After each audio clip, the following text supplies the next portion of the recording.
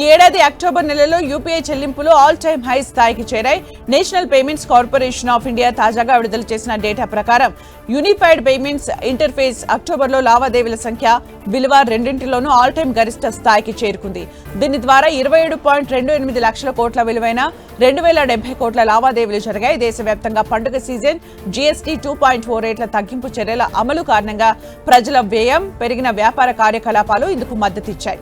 అంతేకాకుండా జీఎస్టీ నిబంధనలు సడలించడంతో పాటు రీఫండ్లు వేగంగా జరగడంతో చిన్న వ్యాపారాల్లో నగదు లభ్యత, రీటైల్, ఈ కామర్స్ ప్లాట్ఫామ్స్ లో పండుగ ఖర్చు పెరిగేందుకు వీలైందని ఫిన్టెక్ పరిశ్రమల వర్గాలు తెలిపాయి. ముఖ్యంగా చిన్న పట్టణాలు, గ్రామీణ ప్రాంతాల్లో ఎక్కువ లావాదేవీలు అధికంగా ఉన్నాయి.